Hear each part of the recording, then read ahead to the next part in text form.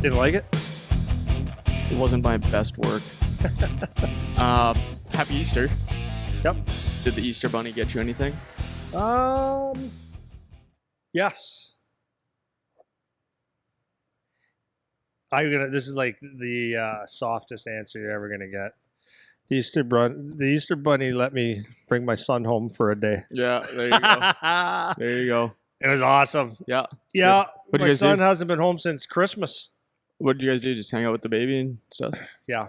So it was great. So they had 3 and 3, I think it was, Thursday, Friday, Saturday, in Guelph, and then coach gave him the green light to come home for a day. So after the game, came home, woke up, hung out with my kid all day. It was awesome. Nice. That's good. Missed him. It was I was sad to see him go, Yeah, well. but he's happy because he's playing playoffs. That's right. Playoffs starting this week. We got Seabass back, and he was in here the other day. Yep. And it's going to be over before you know it. Yeah. We talked about that a bit last week. So that's good. I'm glad you had a good Easter. I ate like an Italian man that I am. Yeah. And enjoyed it. Good for you. So that's good. Yeah. I was on a podcast. Yeah, you're telling me. I got invited to do a podcast in Minnesota. It's called Youth Hockey Hub. And the guy there, Tony, that runs the show, had me on. We talked for about 2 hours. The podcast is an hour. So if anyone's interested in looking that up, it was just audio, no video on it. So it's on Spotify, Apple Podcasts, whatever. So if you just search Youth Hockey Hub, I'm sure it'll come up for you guys there. So that's a cool thing. Did you enjoy it? I did enjoy it. Good. I was talking to Mike Christine about this the other night. I have imposter syndrome when people. What does that mean? So it's when people ask you to speak on things. Yeah. I'm gonna actually try to pull up a formal definition. Okay. But you feel like either like you're not qualified or you're being something you're not or that kind of stuff. Yeah. So I have a little bit of that. Yeah. Because I don't feel like I'm qualified to talk on things yet. Right. I don't know if it's just my age or what. Well, but I think maybe that, and maybe because you don't have a Hall of Fame hockey career and et cetera, et cetera. Yeah, maybe it's that. Everyone has a little bit. But this is it, a collection of feelings of inadequacy that persist despite evident success. Yeah. It's a bit of that. Yeah. But it was fun, though. I had a good time doing it. And it's really cool that we connect with people on TikTok like that, man. It's cool. I've had a couple different people now reach out. So a couple things are in the works behind the scenes. It's kind of cool, man. Yeah, it was good. It's good stuff. It's good. So, you're a good speaker, dude. Thanks, man. You formulate sentences very well. You put thought behind before you speak. Enjoyable to listen to. I try to. This is why school, man. This is why school. Read some books, organize your brain. and it doesn't have to be school, actually. It's just like educating yourself. Yeah. It's like so that you can formulate a friggin' sentence. Yeah. You don't have to be care about an answer. Yeah, you don't have to be Jordan Peterson or the encyclopedia. Yeah. But you should be able to talk, man. No, it's important. So that's that. Important.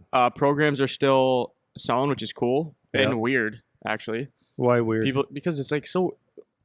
Like we made this thing, and people are actually just buying it online. It's like business. But it's total strangers though. This is a thing, but this is what's funny, right? So, I've told you several times how people will come in and over the years, you should do this, you should do this, you should do this. Yeah. Well, you do it. Yeah. If you know what you're doing so well. Yeah. And then the other thing is a lot of people that have, and this is not to slight anyone that has a business degree, but what this is, you get several people that have the book smarts from school. And I've had a couple of people wanted to do studies on the business and for their MBAs and stuff like that. And they come across and they give ideas on where they think that the business would work. And I said, yeah, I did that. That's, anyways, my point is, until you actually sell something, you have no idea how a business works. Do you know what I mean? For sure. So man. that's what we've created on the fitness side is you're selling things, and it's like I know the first couple you sit there and go, okay, this is kind of cool, but that's business. Yeah. So all the theories and all the same with hockey. Yeah, right? yeah. All the theory is theory. Till you actually go out and do it, you don't know. Well, yeah. So now you have an idea of how actual business works and how you can take something from 0 to 100 and Yeah. you see what works and what doesn't. There's two pieces. One is the online thing. That's one part that's really cool because like you're getting random ass people from all over the place, which is cool. And then the other thing is just that's why I have an appreciation for, even when we were talking in the office yesterday about trainers and credentials and stuff that you have on paper and all this kind of stuff. And like I come from the school background, like I can appreciate the people that have the degrees and that are the PhDs and do the research and whatever.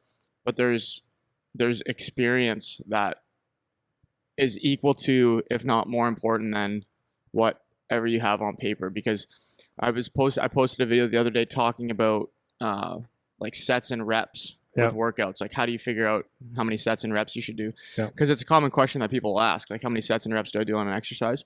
And I don't like the question because I don't know what you're training for. So I was talking about reps dictate their outcome. Right. So it depends. Whatever your outcome is, that would be what I give a prescription for you based on. Like, what do you want to work on? So, anyways, I posted this video and somebody commented, "Oh, you sell a workout program. What are your credentials?"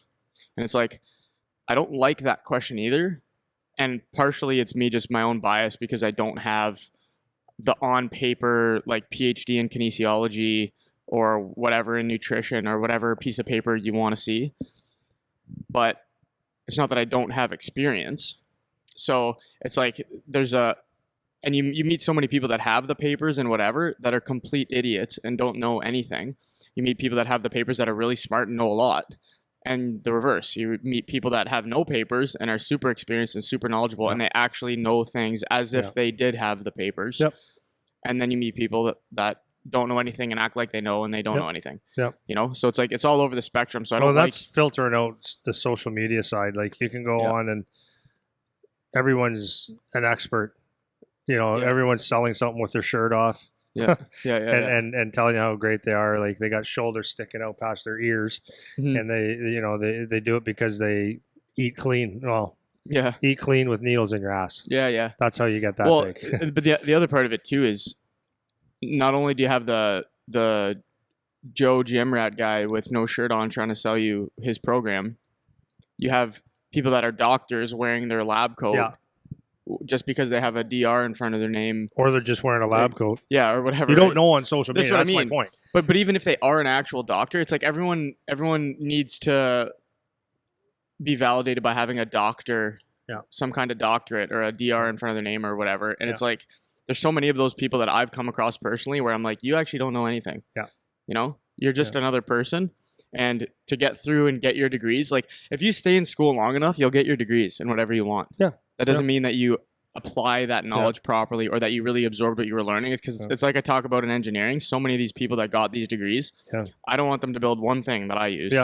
Not one. Right. But they got their degree and they have the paper. They have the ring just like me. You know? So it's I would just make a comment on when someone asks something like that. It's a fair question though. Like it's actually a fair question. Are you qualified? And then that's good. But at the same time, if you like something, like if something appeals to you, fitness, stick handling, whatever it is, that you see something online that appeals to you, and there's a program, the programs aren't, if it's a $500 program, then okay, maybe you got to think about it. But if it's just a little bit of money, you want to try it for a month or a week or something like that, and you get and you say, okay, I actually like this, right? It's not going to hurt anybody. And and the second thing would be, what was the second thing? I forget the second thing. I'll hop in while you're saying that, because what I'm also not saying you shouldn't be trying to figure out who's qualified. That's not what I'm saying. So when I say I don't like the question, like what are your qualifications, that doesn't mean don't look for people who are qualified. That's not what I'm saying. I just don't like that, because whatever my resume is that I give you, it doesn't say a whole lot about what I actually know. I could have the most buttoned up resume. And it doesn't mean anything about my ability to communicate with you or my quality as a trainer or anything like that. So I'm not saying, I just want to make that clear, that I'm not saying don't look for people that are qualified or don't ask questions or whatever. Like you should do all that stuff.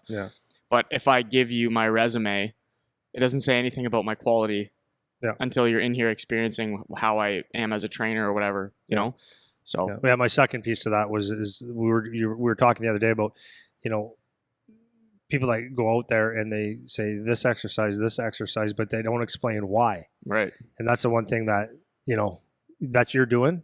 That's what I do on the ice is we don't just do drills. We do this for this.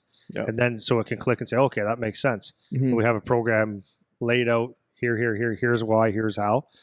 And anyways, your program has been designed with help of very qualified people. I didn't just pull it out of my ass. Right. So I didn't just got make up hockey some players, crap. and we have another strength coaches that are in our community that validate, yes, it's good. So you're doing great. You're going to keep selling it, and the people that do it are going to get good results. They're going to have a good gas tank. They're going to be able to recover quickly. They're going to be strong. They're going to be mobile. They're going to be explosive as long as they work on those things, which they will. So it's all good. Yeah, so for sure. No worries about that, dude. Yeah. The thing with the internet thing is there's a lot of comments out there. Yeah. And you know what? Like, sometimes it's hard to read the tone, right? For sure. That's the hard part about that. Yeah. So we just answer Not the a good- questions. not a go good through forum it. If you for don't like what we communicating. got, don't watch it. Yeah. I'm fine with it.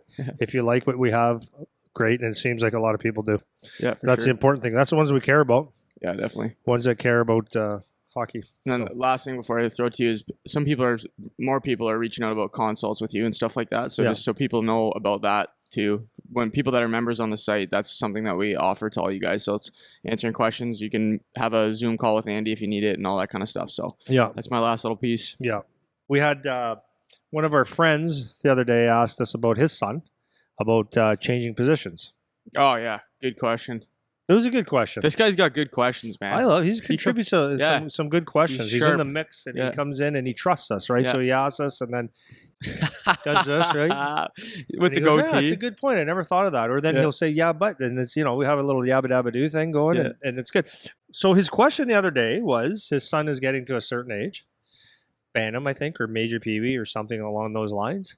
And he's a defenseman. He says, when he wants to kind of be a forward, and when do you think you need to make that happen if you want to do that? And I said, that's a good question. And I said, there's no real answer. So I wrote a couple notes down just so I didn't forget.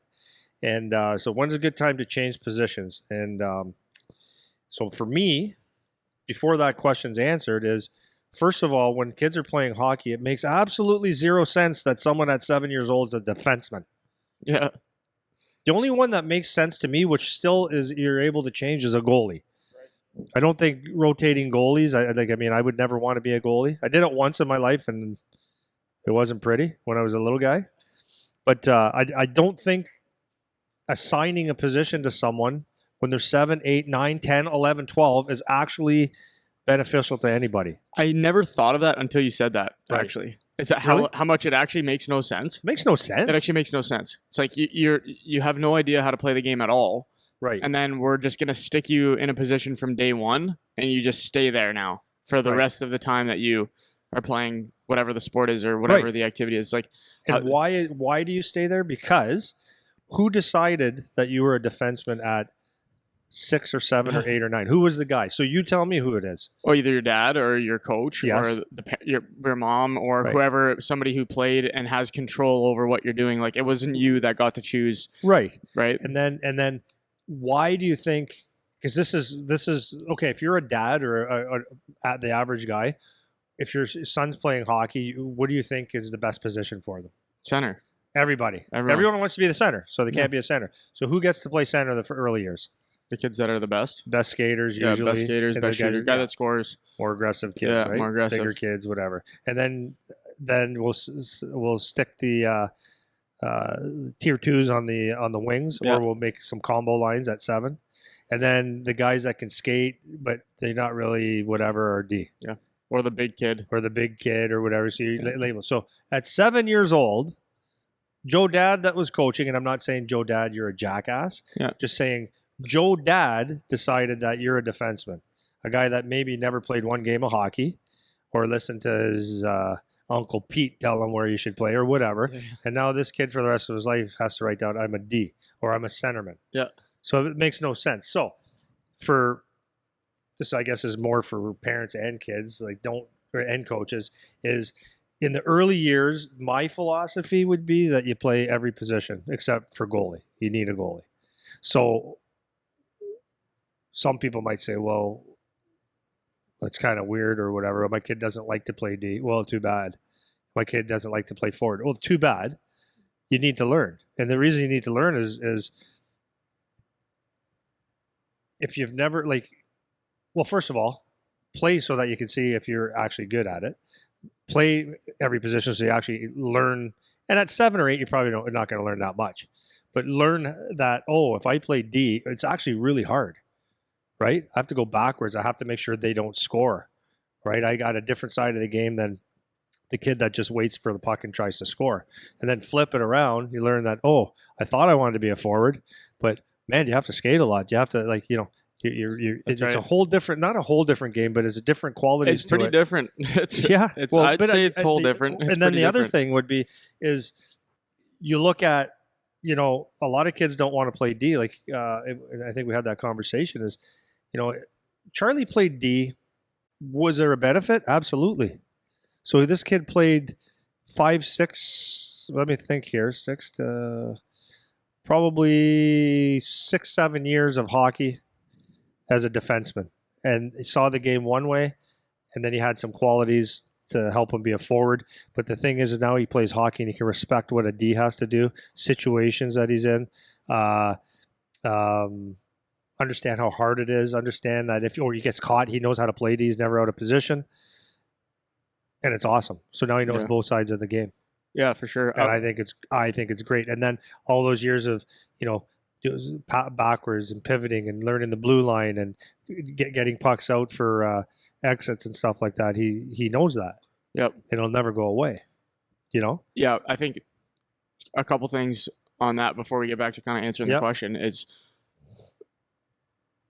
the big benefit that you're pointing at is you get to see the game from both positions or from all positions. So when I was a kid, I played forward right away. Yeah. And it was exactly that. Like I played center, I was the forward, and then moved up, I was always a forward. Yeah. Never once was it ever entertained that I was going to be a defenseman. Like it wasn't even an option in my head. Like I'm a forward. Yeah. And then I remember I'd get into situations in a game later on. Like if I was point guy on the power play, or if I was saying this yesterday, if I was the last guy back, I was insecure. Like I didn't know what I was supposed to be thinking or what decisions I should or shouldn't make. Yeah. And I also didn't appreciate if I lose a battle as a winger or if I turn a puck over as a winger, what that means defensively. Because when you're the defenseman that has to clean up the mess, it's like, man, like, can you just make sure you get the puck in or whatever? Like, it's stuff like that. Yeah, right? and as a forward, if you've played D, then not just because if you get a rim around the boards that's a little soft, and you're not just going to sit there and say, like, come on, man, like, you're getting me killed up here. It's like, maybe you appreciate why it was soft. It was because he was getting killed. Right. Do you know what I mean? Exactly. It's so good to play both sides. Absolutely. And I think that's the biggest benefit. If you can spend at least some of the time like wearing multiple hats, because then you can see and learn to appreciate what it's like if you're the last guy back. Or like you said, if you're a D and you're supposed to play wing now, because that's sometimes is a role change that some kids will get. You go play wing. Yeah. How difficult it is to not get running around in your D zone. Oh yeah. Because you're used to being a D and the D are going in the corners all the time. Or you do take that soft rim on the boards and you see a D pinching down on you now and you go, that sucks. I'm going to not rim it so soft anymore. Like you learn the goddamn game. Yeah. You get smacked by the D pinching down and then you also have to get on your horse and go forecheck. That's right. And then back check and you realize how much skating there is. So there's all these little benefits that you don't get if you're not playing in all the different roles, right? So that's a really good point. I never really thought of it until we talked about it. I'm a firm believer that every kid should play every position. Yeah. Firm, because you're going to, like, for both benefits, right? You learn each side, learn to appreciate each side, and that part's that. Yep. So when do you do it? When do you make the When do you make the transition? change? Yeah. I don't know if you ever need to make the change. Like, I don't think there's a right time is my answer. Because especially if you played both when you were young, the transition is a transition. But I can take a kid that played D all his life, let's say, and if I had to put him on the wing, I could teach him that in about 5 minutes on a whiteboard, and through a couple practices, a couple games, tweaking in between shifts and stuff, he'll be fine. He'll be good. You'll get it because you know how to play hockey. And I could do the same for a D. D's a little bit tougher at times because there's a couple more things that when you're under pressure is a little tougher in boxing out, little things like that. The position in the D zone could be a little tougher, but it's not rocket science. So if you're a good hockey player, you can do it. So I don't think there's not a right time. In fact, but the thing is, it's important to do it to know both, because there's a period of time this year where the Guelph Storm had 3 D out, right? 3 quality D out, and George took one of the forwards and put him on D for a couple games, and he did well. I mean, I'm sure there's gaps, but he did well. He's got a clue. He's got a clue, yeah. And he's skilled, and he's good, and whatever. And then he put another guy, Pappas, on D, and he played phenomenal. He was awesome. I loved him as a D. And I think I talked to him the one day, and I think he said he enjoyed it, actually. And I said, yeah, it's a great position. You know, He created a lot from the other side, so it could happen to you. So, like, if you do end up playing junior and the coach, you get in a situation like that, and you say, well, I can't because I've only played right wing my whole life. Yeah. You know what I mean? Yeah. Sorry, coach, I'm useless to you now. Can't help my team, right? I mean, London Knights did that too. They had a couple D out this year. I remember Gilmartin and another good quality forward were playing D because they had a lot of injuries and stuff and COVID and all that stuff. Yeah. And they did well. You know, so you can learn that real fast. And if you can jump in the junior and do it, then you could do it in Pee Wee and Bantam. So I think it's important. I don't know. I'm going to make a comment. I don't know what I think about it yet. But what about, for the question of when should you switch? Like, when's the best time to switch? In terms of, like, from the player perspective, like, I agree. Maybe not. There's no best time. Like, it should be fine either way, whenever you need to switch. But do you not think that for the sake of, let's say, for being scouted or for moving on to a higher level or whatever, do you not think you should have some time getting comfortable in that position before somebody's coming to judge? So for, like, as an example, do you want to make the switch from D to forward in your draft year if you haven't played forward, or the year before? Would it not be better, do you think, like a couple years? Optimal, probably. Yeah, optimal. But like, Wendell Clark was drafted as a defenseman first overall. He ended up being a left winger. Dustin Bufflin was drafted and played as a defenseman. Yeah. But no. Generally, but I'm just saying it doesn't matter. Like, it's not going to make or no. But here's why. Why. As we say, scouts aren't stupid. Yeah. Okay. So what do we look at when you're scouting someone? Can they skate? Right. Okay. Yes, he can skate. Do they have hockey sense? Yes, they have hockey sense. Do they compete? No, he doesn't complete. Okay, can't play anyways. Right. Yeah. So hockey sense, skating, the tools are there. Is the toolbox there? Yes. Right. He's gonna be a hockey player. Okay, so right. I agree. Yeah. He's 5'9", really good mobile defenseman and with a real offensive flair. Okay. If I'm the Philadelphia Flyers, I'm going, I really like this guy. Just he's a small D. Well, that's not the end of the freaking sentence. Right. Another thing that comes to mind is he's a small D. I don't know if he can handle it up there. Well, I wonder if he can play center. You know what I mean? Has he ever played center? Yeah. That kid, I think that kid's got the tools to be a centerman or a. Right, the hockey sense is there. Yep. You know what I mean? Yep. Just as you might have a guy, a big winger that just is a nice skater. Just maybe not offensively gifted or whatever. You can just say, I can see him being a D. He's a hockey player. Right. Hockey players are hockey players. Yeah. Right? I agree. Yeah. So it's almost like saying, have you ever killed a penalty before? No. Well, you can't play. Right. So I'm going to stick with my answer. I don't believe that. If it was optimal, here's our suggestion the other day. It was actually our friend's suggestion. He goes, maybe I could try, kind of bug the coach in spring hockey because he's going to a couple tournaments just to see if he likes it. I said, well, there's your answer. Right. Now, if the spring hockey guy goes, no, don't play spring hockey if winning the spring hockey tournament in Aurora is the most important thing in your life. Right. You know what I mean? Optimally, you'll have a couple years to get comfortable in the position. But like we say all the time, there's nothing that's going to like make or break you if you have to do it in your draft year, the year before or whatever. It's not going to be so consequential that'll ruin your career if somebody asks you to switch positions. Not at all. You're either good at, you got the tools or you don't. Right. Yeah. You got a guy that plays D on the power play. Yeah. Yeah, that's good. But you know what I mean? So I will stick to that 100%. And then the last thing that I want to say about that is I've got one of my guys that played in the NHL, a little bit anyways, played about 40 games, maybe 40 games, 30, 40 games. Was that a funny thing? The noise. Oh yeah. I was thinking, I was instead of doing the Yeah. 30, 40 games. So he was going to it was either when he was drafted in the NHL or it was like a combine for the NHL. Okay. And he comes to me and goes, I gotta work on some backward stuff. I've been training this kid since he's about 8, 9. And I go, oh yeah? He goes, yeah, because we're doing all this testing. And he goes, I don't really skate backwards. I go, yeah, I know. Remember the times that I said, do this because you have to be complete? And he could, like, this is a guy going to the National Hockey League. Was, he was able to do it, but not fluid.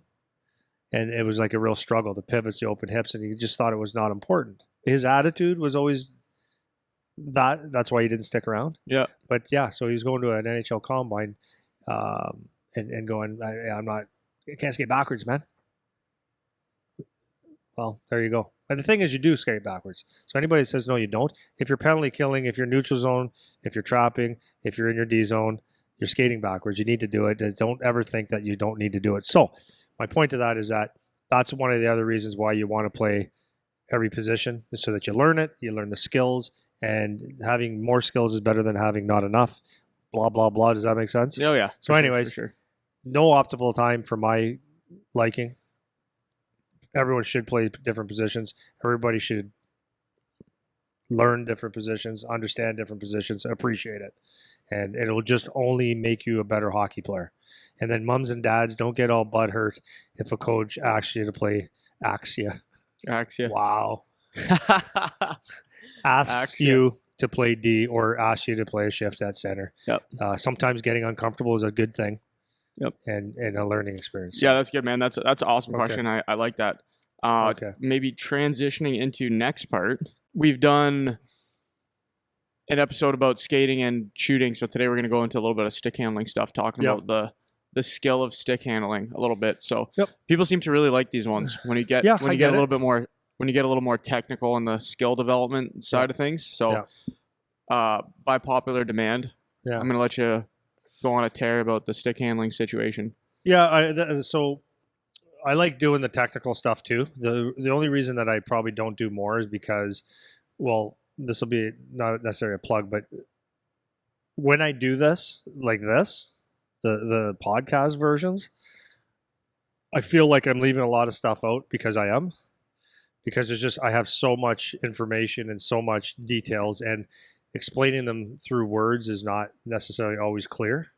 But we do have a place on the site where our videos are. Yeah. So I have probably hours worth of stick handling videos that coaches and players could and should go through, and it'll break down how to stick handle and why and different things like that. So if you're interested in that, go on the website and look at them. They're actually very, very good. Also,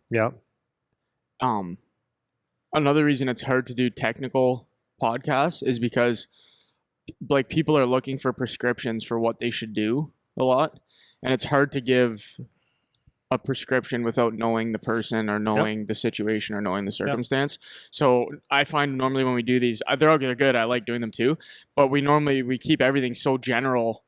Because we don't know who we're exactly talking to. So it's hard to really get specific about every little thing because we're not talking about someone in particular, about a certain circumstance. So it's hard to make it something you can really, like, it's not like we're laying out a plan for you to go and do your work because we don't know exactly what you need. So that's the other element too that kind of makes it tricky. But like, so for one of the things that I'm going to talk about a little bit later on is going to be the stick handling volume. So you can go onto our site and there's a series of just stick handling volume. I think it's about half an hour to 45 minutes long where I just talk about it, talk about the why, talk about the how, show you different patterns. And if a coach did that practice once a week, once every 2 weeks, everyone's hands will be way, way, way better. Yeah, and the other thing too is like as an individual, like I remember when I was doing this as a kid, and I don't know what kids do at home anymore. Like, I don't know what the practice habits are like, obviously, because I'm out of touch with that. But for me, it was always very simple drills. Like, it was nothing that was like super fancy and sexy, and you need all these toys and all this stuff. Like, I would have a bucket of pucks. I would use my pucks as the cones, and I had an orange ball Perfect. to do at home. Perfect. And it was very easy, like very simple, like quick hands, weight shifts, like stuff that actually you'd use in the game. It was all very simple stuff, and that's what I love about those videos. Actually, just to keep plugging it, is no, but they're good, man. They're good. unreal, man, and It's that's one why thing that we have there. We don't tap into it enough. Yeah. And I think the issue with a lot of the kids is that, I'm just being honest, is that when I decided to do that part, I saw what it could be, and I'm like, okay, this is going to be great. But then I realized the reality of how youth is now. And I think for a lot of kids to look and watch at an instructional video, that's the cool factor, the wow factor of the YouTube or the the Michigans and all that stuff. That's not what it is. It's actually teaching, but there's some zip to it. Yeah. And but I just find kids, not kids are idiots. I'm just saying, kids don't. When I was a kid, if I found something like that, I'd be all over it.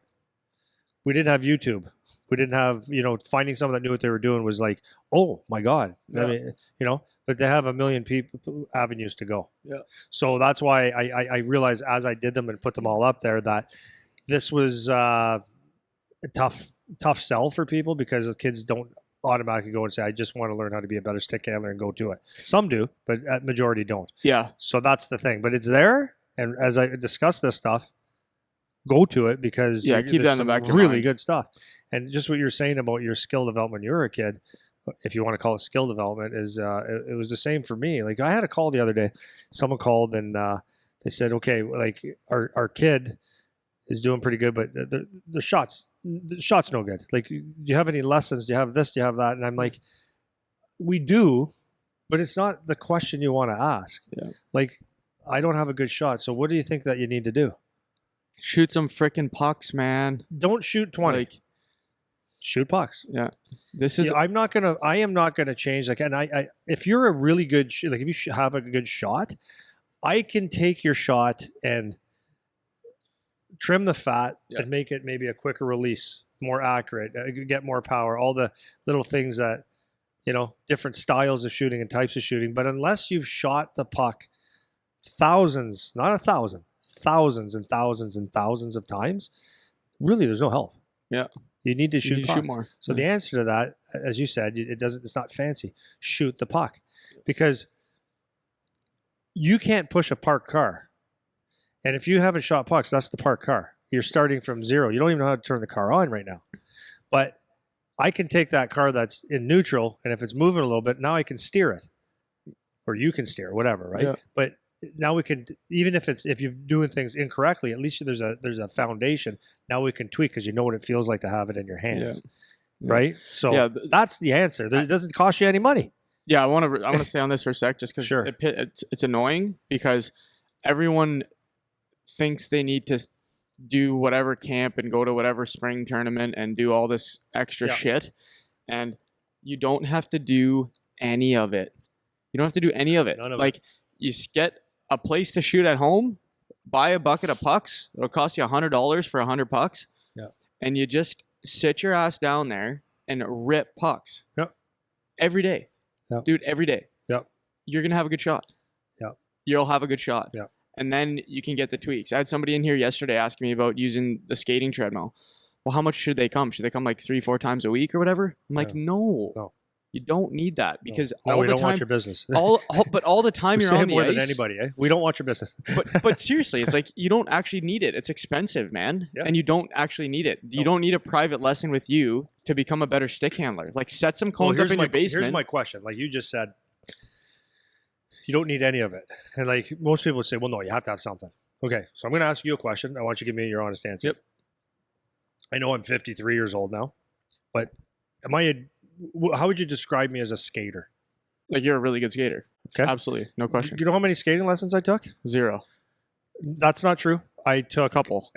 When I was 7, my parents put me in power skating with no stick, and I hated it. And we learned how to slide on our frickin' bellies and stuff with this Mrs. Pascal. Yeah. And I hated it. We did that for 4 weeks, I think it was, and never went back to a power skating thing in my life. How do I shoot a puck okay? Yeah. And just so we're clear, because I'm not sitting here trying to blow smoke. Yeah. People that listen to this podcast train with you and have seen you on the ice. Yeah. And when you do demos, you do exactly what you're saying every time. Yeah. Like every time. Well, that's what Aaron. I fell one time. I hit a rut. And Aaron Ekblad goes, in all the years I've been on the ice with you, I've never seen you fall. 25 years. Yeah. Yeah. So, anyways, I'm not saying this to say, hey, look at I'm amazing. What I'm saying this because I want people to understand this. Guess how many shooting lessons I took in my life?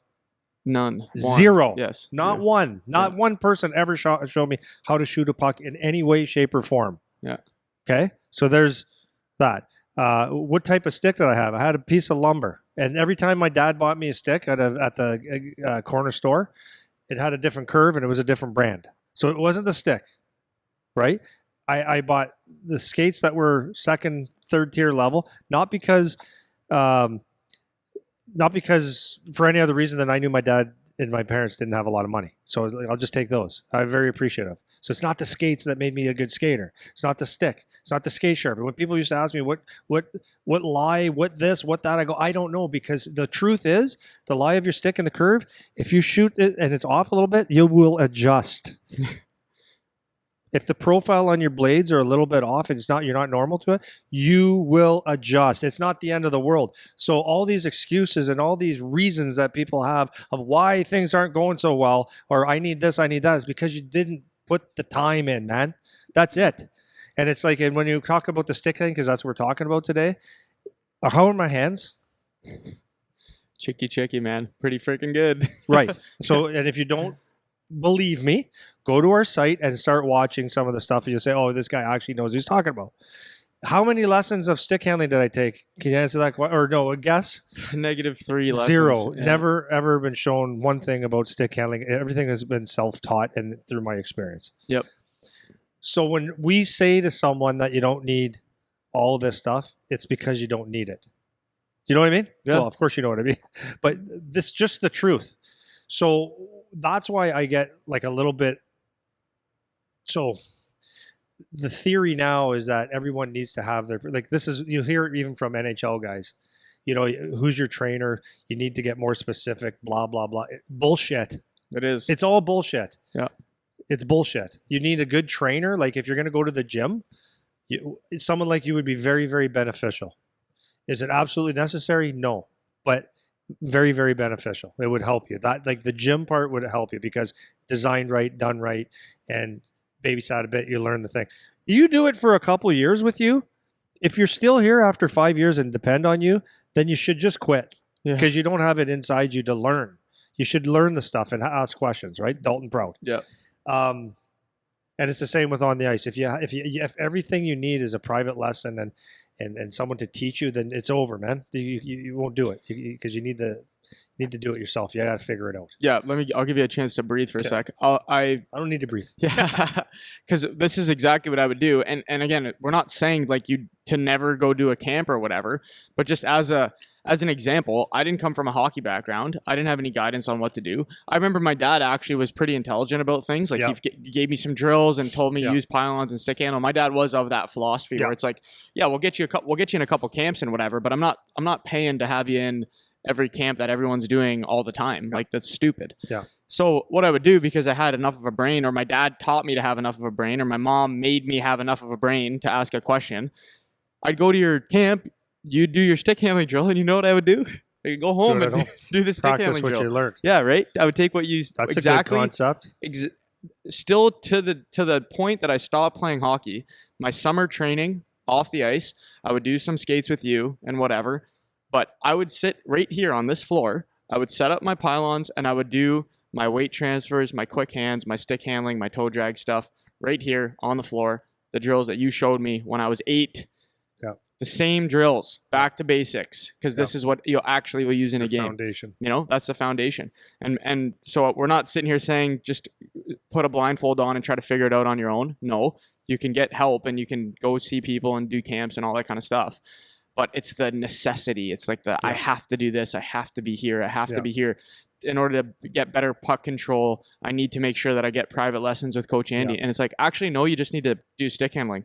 Yeah. You actually just need to spend time. And it's like that with anything, right? Like, it's like anything. You're learning this as you talked about it earlier with the sales, right? Yeah. So you can read a lot of sales books, and it's going to tell you do this, this, and this. And if you follow those, you're going to feel about as comfortable as a fart in church, because it's someone else's process, and it's selling books as blah blah blah blah blah, but it's not you. So I would try to follow some of the processes and tracking and all that stuff when I was in my business, started my business. But you know what the best sale for me was? Someone would see me teach. That was the first sale because they wanted to be part of it.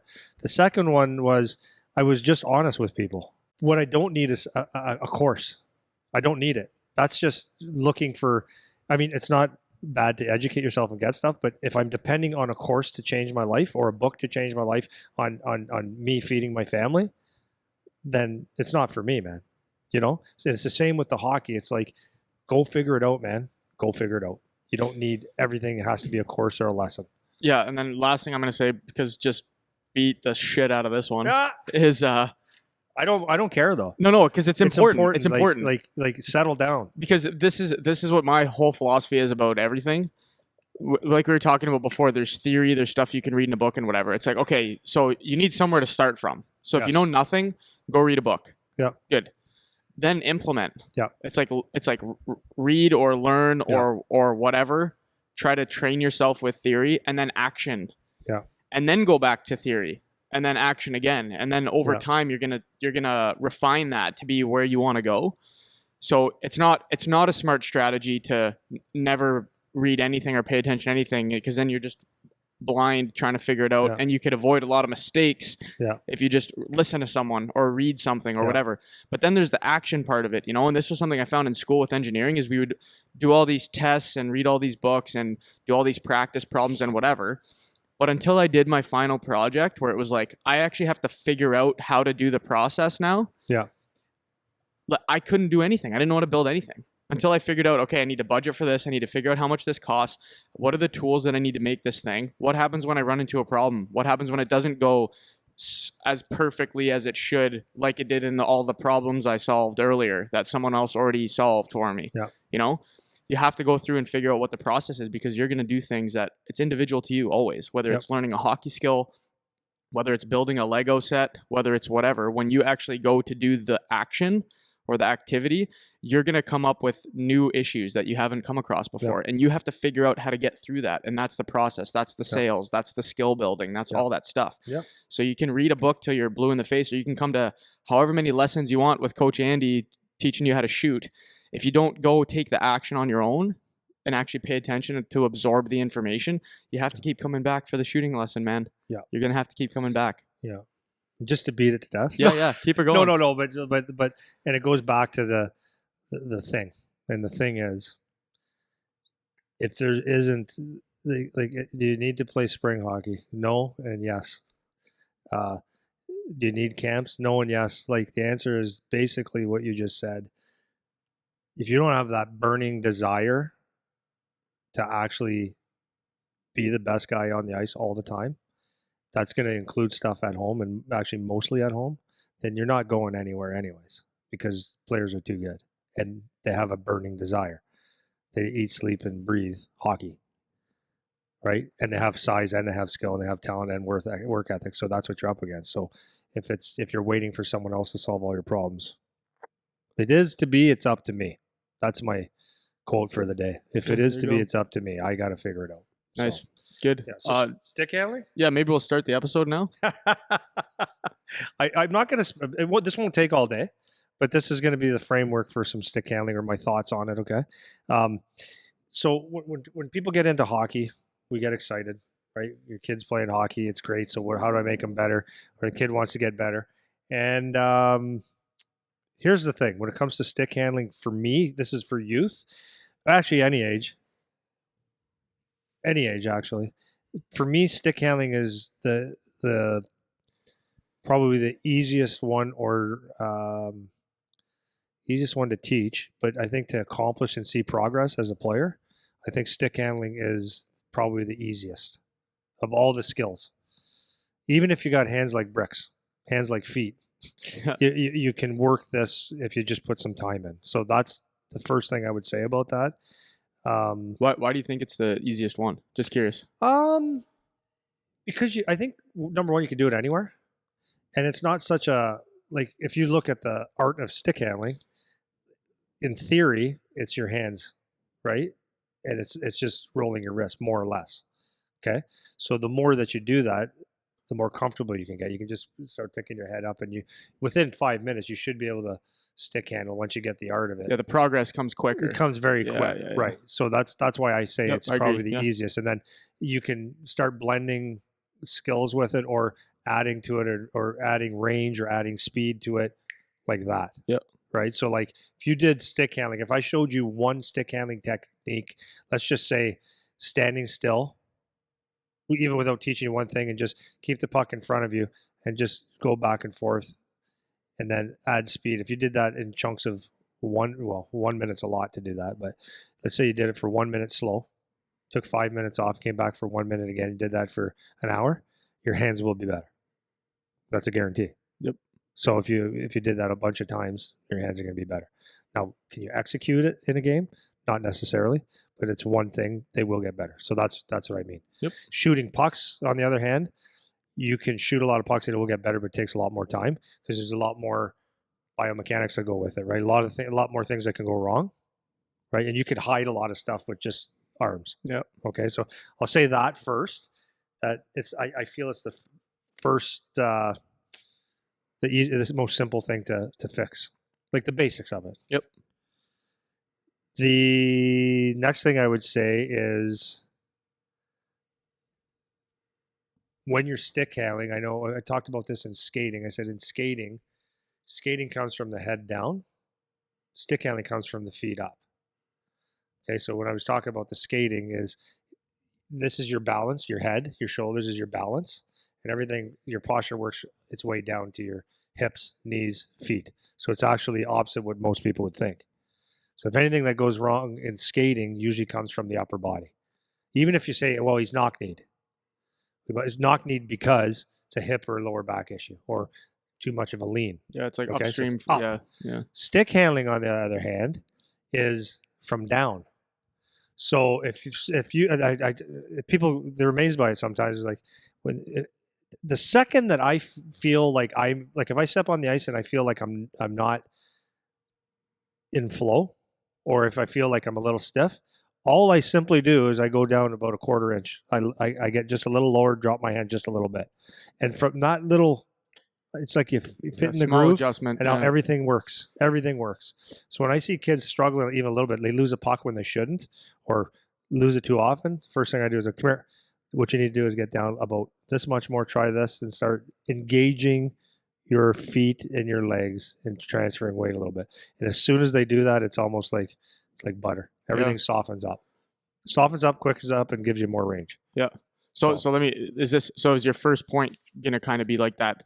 Let's say you're like hockey stance or skater stance, or like getting yourself in a good base position in order to get into your stick handling first. Is that kind of like point one that you're making? I guess that would be point one. So this is branching on that. This is why it's very important to have good skating mechanics, let's say, get yourself in good posture, but this is something that you can address off ice, like learning how to hip hinge properly and sit into that good base. Yeah. That's why that's really important. And athletic stance. Yeah, the athletic stance, right? Because if you don't, like you said, especially with stick handling, puck control, everything is going to come from that base. If you can't get into that base, your stick handling is going to suffer no matter what. And that's, like you said, counterintuitive, because you wouldn't think that it's starting from there. People would think it's starting from my hands, right? My hands, my arms. If that doesn't work, I need to put my focus on my hands to fix it. It's like, no, if you want to be effective at doing it, and this is going to bleed into everything that you're going to talk about later, whether it's range, weight transfers, all that stuff is going to come from that base position.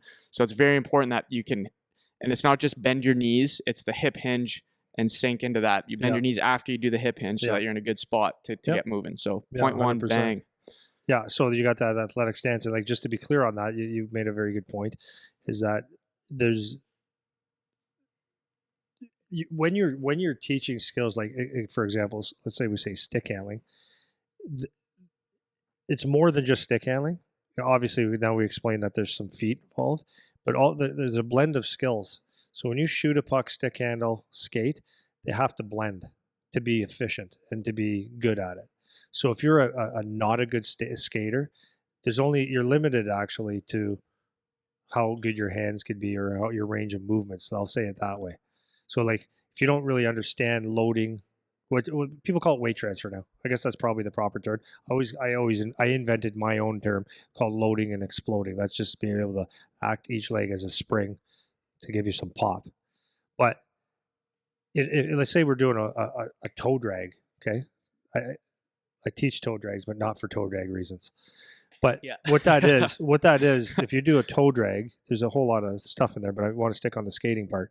If you're not a great skater and you don't understand how to load and explode or weight transfer properly, when you bring the puck into your body, you're like, so I'm a lefty. So when I bring that into my body, my right leg has to sink down. It's all loaded up in there. And then it's got to be loaded properly on my heel so I can push back out. So there's one. So now if I'm not a good skater and I don't weight transfer properly, then what happens is when I pull that in, I might keep my center of gravity right in the middle because I'm not good at loading and exploding.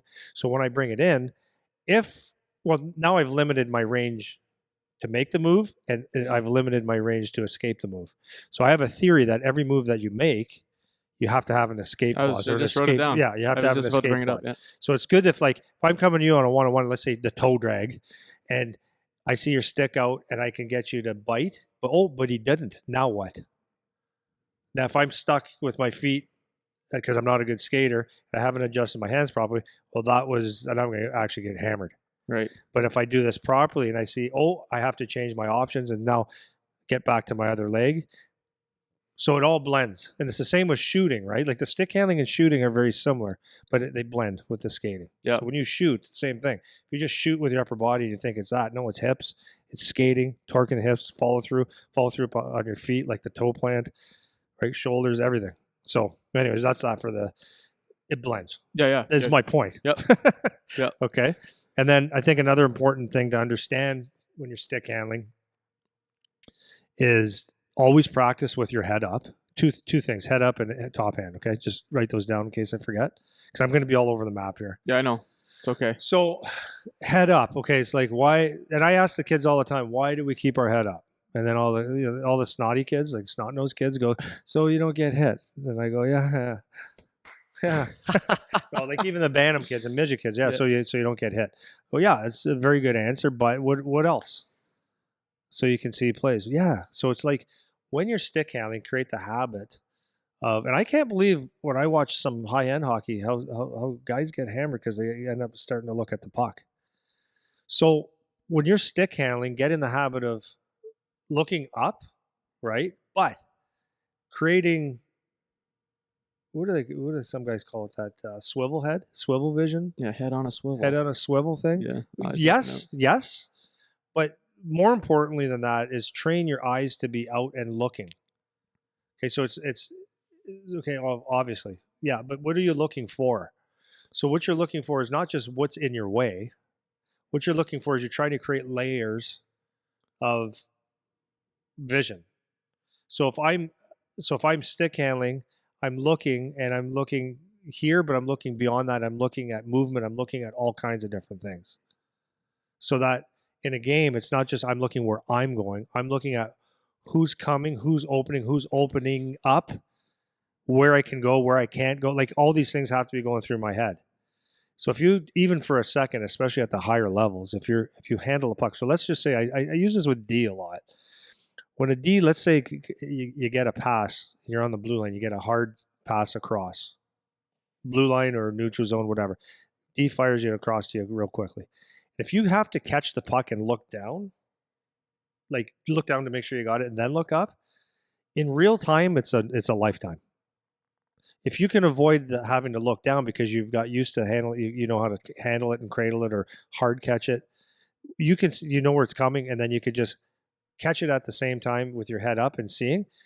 You being 5 feet away from me, you might as well be 25 now because I've created that split second that gives me all kinds of time so that I can slow the game right down simply by keeping my head up and eyes up.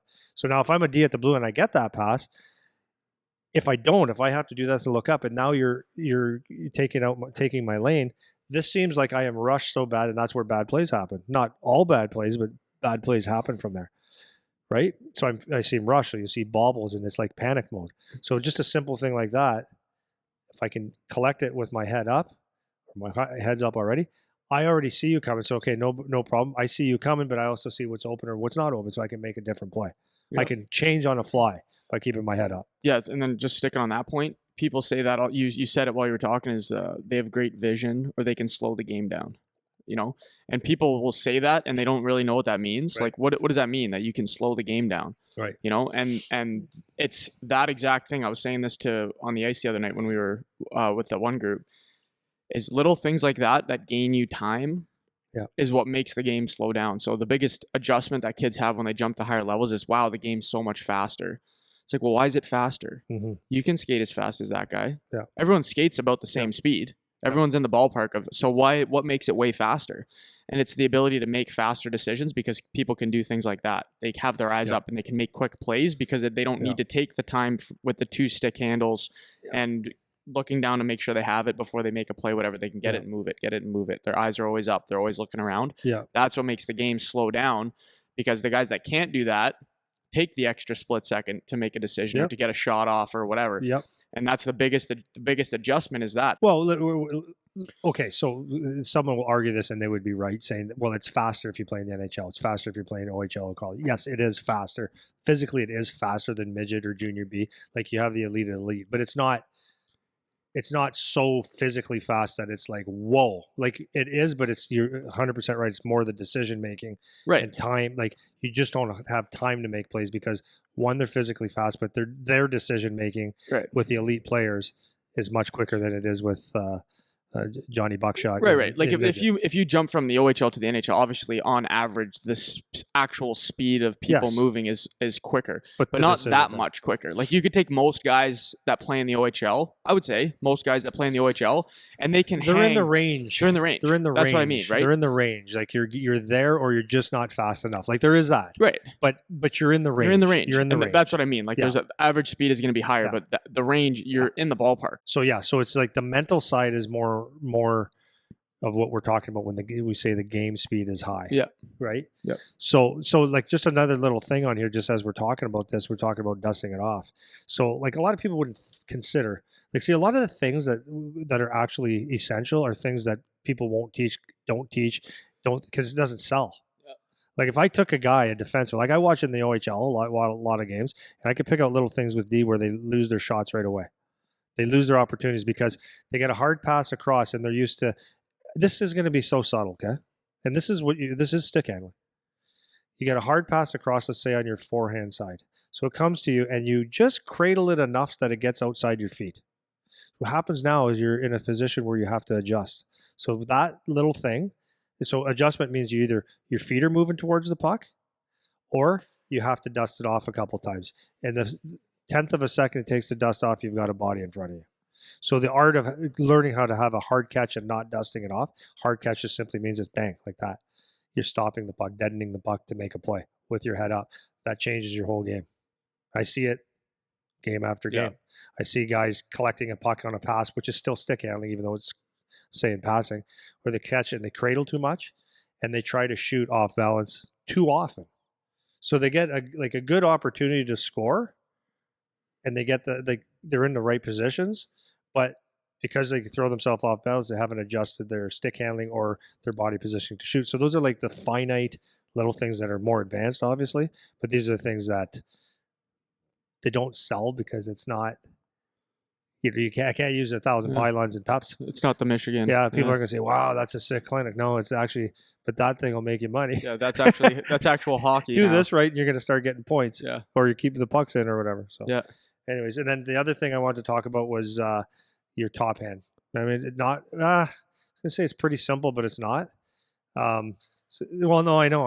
It's pretty simple. Your top hand is your control hand. So I can work with kids, and it's almost like just squeeze your top hand and let this one be like a hook, like a guide. Yeah. The only times you really have to squeeze on this one is actually when you're releasing or ending or beginning a movement. In between, this needs to be moving around your stick all the time to adjust to range of motion. And so it's your top hand that does a lot of work. So again, back on my videos, I have I have one session that does range of motion, and it's just not all, but the starting of it is top hand. Just being able to control puck one-handed top hand and using your weight transfers to handle a puck. It's a little bit more advanced, but kids can do it. Yeah, sure. That's something I was going to say. Is that something you, because I used to do that a lot. That was a drill I used to do. Yeah. My dad actually showed me it before you did, was the do one-handed stick handling. Yeah, that's great. Through your cones. Top hand, man. And you see how much strength you can build in that one hand. Who is the guy that was really good at the one-handed shooting? Was it Kovalev? Kovalev. Yeah. Could just rip it. One hand. Freaking rip it. Grip strength, man. Rip it. Yeah, could rip it. It's skilled interesting. guy. Yeah. That's a good thing you can do. Yeah. And then the next thing I would say, this is like in the general phase of things. Sorry, are you going to touch on bottom hand first? Because I want to talk about that a little more. Well, yeah. Bottom hand is just like obviously if you're too low, you're going to be bent over too much, and you're too low. You look like Planet of the Apes. Yeah. I just want to sharpen it up a little bit more, unless you're going to go back to it after. No, go ahead. So top hand, that's the one has the control. All control and strength. So what you're talking about with the hook is that keeping the bottom hand loose. So Yes. one of the issues we find, just to give people an example, is let's take the toe drag, for example. Yeah. Well, it's the best example. Like, I'm not a toe drag guy, but I love the toe drag because it's the greatest teacher for range of motion. That's right. So before we get to the weight transfer piece of it, because the weight transfer is obviously huge, but even in regular stick handling, if you're trying to get good range side to side, because what's the goal when you're stick handling or when you're making a move? This is something you talk about all the time, is you're trying to create space. You're trying to make space for yourself, right? Yeah. Or for somebody else, change angles. And if you don't have good range, then you're not moving a whole lot. Right. So the space isn't being created. Right. So that's why the weight transfer thing, which you'll get to in a sec, is important. But if you take a look at the toe drag, for example, if your bottom hand doesn't move, so if you notice guys that are really good at it, and sometimes people do little quick ones and tight and whatever, but we're talking about the big one where we're making some space. You'll see when guys extend out that their bottom hand will come up almost touching with their top hand. Yeah. By the time they pull that puck back in, their bottom hand is way down, like towards the blade when they're pulling it in, right? Yeah. And that bottom hand has to be able to move. That's probably the most common issue I see when we're teaching kids how to stick handle is both hands are glued in place, and you have to be able to let that bottom hand slide up and down as it's needed to make space, to make moves, to increase your range and all that kind of stuff. So I just want to sharpen that a little bit more. So the dummy's approach to this is be like if you took a puck or a ball or whatever, we started stick handling, skates, no skates, doesn't really matter, is just get in a neutral position as if you're coming up the ice. So you got your hands in front of you, okay? Hands in front of you, puck in front of you. There's going to be like a natural position, and get your knees bent to where you would be. It's going to be a natural position. So try to bring the puck out like a foot, 12 inches or so, and see if you can handle the puck with your hands. Are the same thing. You can't. So what do you have to do? Well, you can lean over. Well, that's not going to help you, because that's going to get you off balance. So what can you do? A simple adjustment of hand coming up the shaft. No, it doesn't have to be touching, but at the farther out it goes, you can reach, but that hand's got to get closer together. Real simple. Now, stick handle it back in, and you realize that you can't have the hands in the same spot because you'll be stick handling like with your hands up here. So what you have to do is adjust the bottom hand. So with stick handling, shooting, passing, the adjustment, power is always going to come from here. The adjustment's always going to be your bottom hand. So same with shooting, right? Your hands are not going to be in the same spot all the time. Like if you're pulling one in, it's not like you can't do it. You have to adjust your hands. So like when you're playing, and it's really hard to recognize this, but you're going to realize the more that you understand that your hands move around the stick a little bit. Top hand controls it all the time, but the hand moves around the stick a little bit. You're going to change. It's just going to benefit you. You have to do it. Yeah, for sure. Yeah, you have to do it. So that's that. And then what was the last thing I was going to say about that? Oh yeah. So the next thing is like another thing that's not real sexy is the philosophy is slow is smooth, smooth is fast.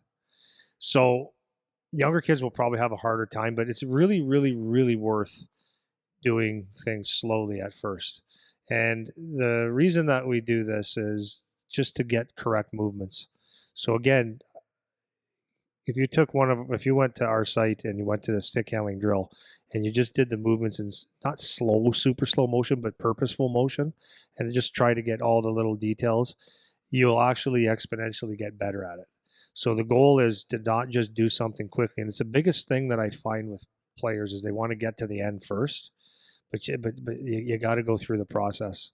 And if you skip steps, typically it doesn't turn out as good as it could be. Yep. So when you're doing your stick handling is take the time to feel things. Like, and that's the words I like to use here when I'm saying this is to feel it out. So my one philosophy is if it feels wrong, it is wrong. If something doesn't feel right, it's obviously wrong. If it feels like, oh, you're in flow, or that just felt good, that you're doing it properly. Right? That makes sense, right? Yeah. So it's like if you're riding a bike and you keep smacking your nuts on the bar across, it's probably riding the bike wrong. Yeah. Best example I could come out with, right? So, but really, if you're doing it and you're gone for 2 miles, and you're sitting there going, man, this just kills to ride a bike. Yeah. Right. Well, maybe it's you. Maybe you have to do something, right? Maybe you have to stand up, maybe you have to sit down, put a seat on it, or adjust it, like something. I know, but like it's telling you, right? Life is telling you there's something wrong. So it's the same with when you're doing these movements. Is if you do slow and you're going to feel it, you're going to say, okay, my body feels proper doing it this way. Now, as I'm doing the movement, I can add some speed to it. But make sure you keep in all your range of motions and your fakes, your head up, all the little details. And then once you get smooth, then you can start just adding speed. So slow, smooth, fast. I think it's a critical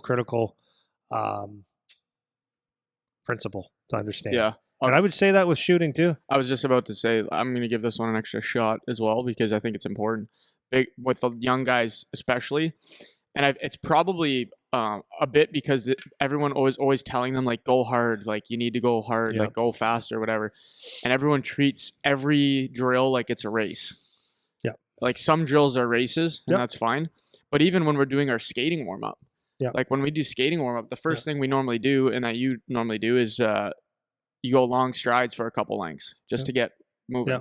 Feel it. And feel the toe snap, feel the extension, feel that. Good about it.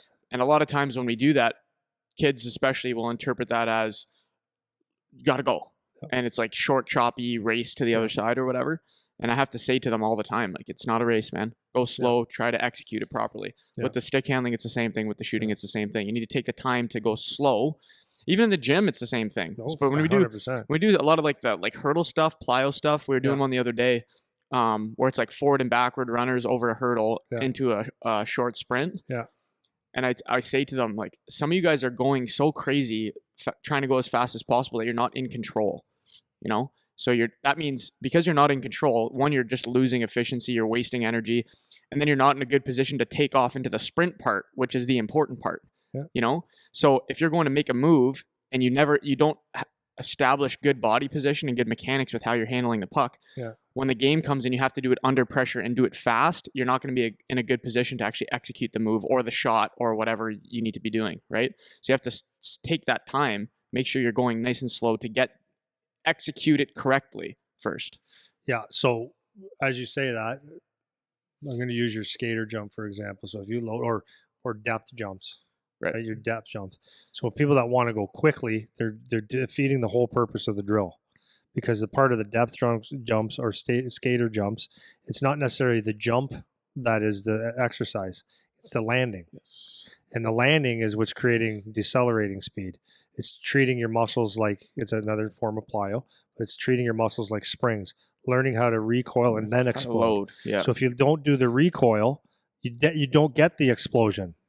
So it's that split second of sink, boom. Yeah.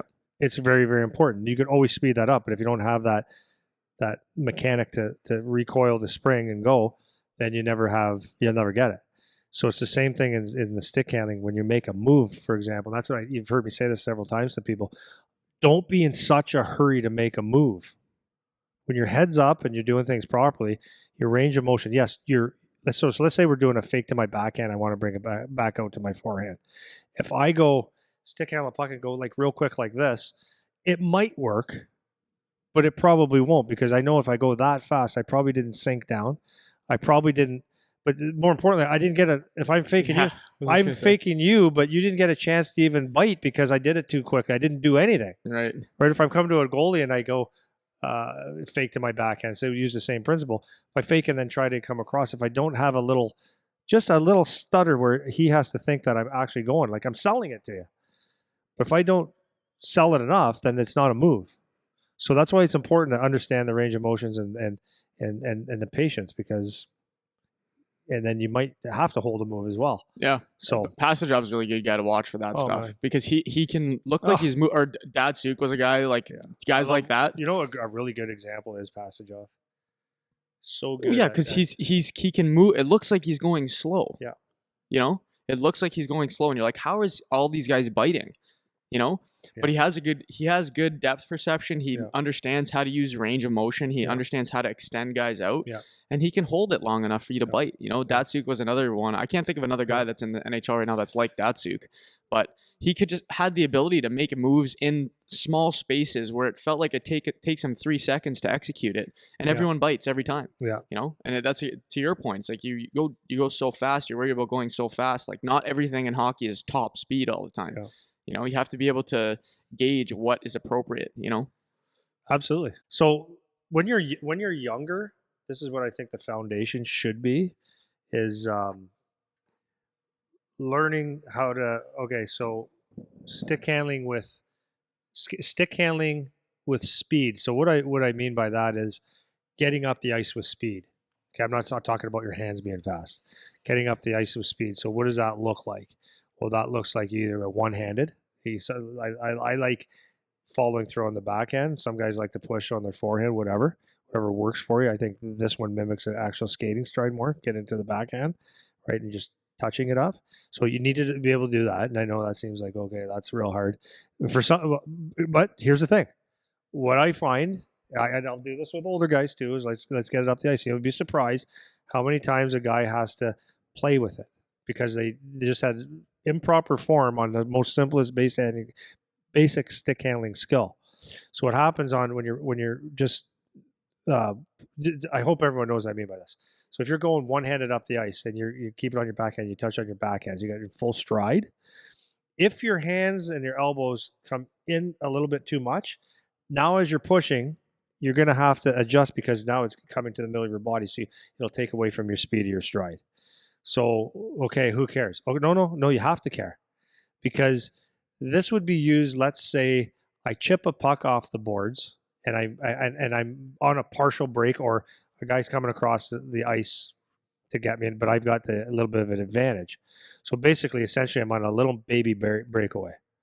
If I have to, so my goal is to beat him down the ice. So my goal is to get as fast as I can down the ice. So the more that I have to play with the puck takes away from speed. There's going to be that seesaw. The more I play with it, less speed I have. It has to be that way, right? So that's why that one little movement is important. So it's like, it might seem very, very simple, but it's something that needs to be practiced all the time so that you're in a, especially high stress situation, 2-1 game, overtime game, whatever, and it's go time, you don't ever have to want to think about that. So the purpose of that stick handling, it's in my series, the purpose of that is that to eliminate thinking. The less I have to think when I'm going fast, the better. Does that make sense? Oh yeah. Okay. Yeah. So here again, does it sell? No. Like if you spend, like, I don't spend hours on it, but I always revisit it. It's important. That's your base, man. It's a base. It's a base move. Yeah. The next one would be speed. So these are for young guys and older guys, but the foundation for young guys, what they should work on. The next one would be speed with a puck, but now we have to have some control. So speed and control. So a couple different types that we would do for that. It would be skating crossbody, right? So longer stride. Taylor Hall skates like that a lot. He's able to maintain his speed, but you no matter what, when you have a puck or stick, you're going to lose a little bit of speed. You have to. And then the next one would be in a crossover. Yep. Okay. So across your body, you just want to make sure, this is what makes it hard doing it on the podcast, is you want to make sure that your arms can flow properly. So what happens is a lot of times when we do cross body stuff is when you want to get a full extension on your stride, but you also want to get a full extension out on your forehands and backhands. If you don't, what'll happen is you get your brain to do too many things at once. Because if you're trying to extend as far as you can with your toe, and you try to shortchange it on the upper body, then your brain's like, it's frying itself. Yep. So you want to let that be a free motion. So like basically you're extending both ways. Yep. The next hard thing about this is keeping your head up. And I know it seems like, well, you're just skating forward. Yeah, but you're going with speed. You're wanting control. That's why it takes practice. And it's the basics, but it's a foundation you need so that you don't actually have to look at the puck. Yep. I mean, and if you do have to look at the puck, it's just your eyes a little bit. You might have to glance down a little bit every now and then, but you should really just know how to feel the puck. Yep. Okay. Now we go into crossovers, would be another speed and control one. And speed and control in a crossover is if like there's linear crossovers. So what that means is if I'm in a crossover with speed, I want to go in a straight line. So we're basically taking 1 to 2 crossovers to maintain linear speed. And I want to keep my puck, I'm not going to say always in the middle of your body, because you could have it kind of on your forehand a little bit more and cheat a little bit that range. But you don't want the puck too far out of your feet. It's kind of like, in between your feet, I was going to say. Yeah. Basically, that's my measuring stick for always being in control, is having it no wider than my feet. Yeah. Because you're in a strength zone there. As soon as you get out, you're going to get a little bit off balance. But what happens if you're trying to maintain speed in a crossover and you let the puck come outside your feet, now all of a sudden the puck's controlling you. So you've got to follow that puck around a little bit, or you get off balance, or you slow down. Yep. So if I can keep that puck, so my hand in the middle of my body and heads up, and I can cross over with speed, I'm in a pretty good position. And that really works well when you're coming in on D. Like, entering dots, pushing out. This is advanced, but entering dots, pushing out, pushing in, whichever way you choose to go, or whichever way you can get a guy's toes turning, then it becomes very beneficial to you to have that crossover speed, because you can change directions kind of quick. Yeah, for sure. And I think this is another reason why it's really important to watch hockey games, because even the guys that are good, like the top guys, because everyone likes watching the highlights, whatever, watch the nice goals and whatever, that's fine, but see why guys scored. Like, see what they did building up to that play. So the whole time while you were talking, I just kept thinking about, I pulled it up, was the Austin Matthews, that overtime goal he scored, where it wasn't linear crossovers, but it was still controlling in the crossover. He crossed over through the neutral zone back to his own blue line, had like the full head of steam, and just freaking blew by everyone. Do you remember this goal? It was like from a couple weeks ago. No, I don't remember. So looked harmless, and he looked like he wasn't moving that fast. Yeah. That's the other thing. Yeah. So he built up that speed with the crossover. Yeah. His hands were matching his feet coming through the middle, right? So he came back to his own blue, built up that head of steam, and it was hard to tell how fast he was moving. Yeah. So the D just got walked. He just walked right by him, cut across, and tucked it. Yeah. On the far side, right? Yeah. And it's stuff like that. You look at that and you go, oh, what a nice goal. He burned that D, whatever. It's like, yeah, but the 5 seconds before that, where he was maintaining crossover speed through the neutral zone to get by that guy, is why he scored that. Yeah. And so there's little things you can pick up. These NHL guys do it all the time, and they might not even be able to tell you why it happened. They're just that good at it. Yeah. Well, they learn to adjust. They learn, right? So anyways, that's why it's important. Like, you can pick a lot of this stuff up watching hockey. Like, these guys do this stuff all the time. Oh, 100%. Yeah. So I got crossovers. Yeah. Okay. So I don't know that a lot of people use this term of dribbling. Yeah. I don't like the term, but I just, whatever we'll call it that. It's a term. Yeah. So the dribbling piece is when you're having like feet planted, kind of quicker hands, head up, but it's a real critical skill. So I'm going to add something to this, to the dribbling, is now the skating becomes very important, and for both of these actually. So one of my theories I have is, if you're skating, I don't know if I said this already. If you're skating with speed, so finishing off with your toe. So this is where it starts with the feet, stick handling. If you finish off with your toe of your feet, your puck should be finishing off at the toe of your blade. Did I say this already? I mentioned that, yep. Okay, and then and in this case, if I'm going into a dribbling where I plant my feet and I'm making a play, or I'm continuing to push off with my heels, okay, so most of your weight's going to be on your heels, head up, sunk back a little bit, then your puck is going to move back to the heel of your stick, more to the heel. So if you try actual stick handling, so a thing you could all try is go on your heels, lean back on your heels, and try having good hands with the toe of your blade. You're going to feel like, a turkey that's just been shot, right? And vice versa. If you go on your toes and try to stick handle on your heel, it doesn't feel right, doesn't work right, it's not right. So it's kind of like your feet and your stick are matching each other. Does that make sense? Yep. Okay, so you get the proper leans and stuff like that. So you want to learn how to dribble, and then you want to give some range of motion for that, is dribbling wide, and then combinations of those two, so that, like, if I come on a one-on-one, real simplest thing in the world, is a hockey player move, is I'm coming down on you, either with speed or not. I have the puck in the middle of me, and I go 1, 2, 3, fake, fake. That's what I'm talking about. Yeah. But on purpose. So this would be more, you're talking more like tight areas, like smaller spaces when you're doing that in tight, small, like you could still be coming up with speed or whatever, but it's when you start to get close to somebody or something like that is when you start to turn on that quick dribbling, more on your heels to be a little bit more shifty or more agile. But I'm keeping this like actually without the why yet. I'm keeping this more as just do the foundation because it's just getting the reps, because a lot of the times Danny Maggio, Zach Casson, they played together, right? In midget. And they were doing a lot of skating with me and stuff. And we worked on certain things over and over and over and over again, probably hours.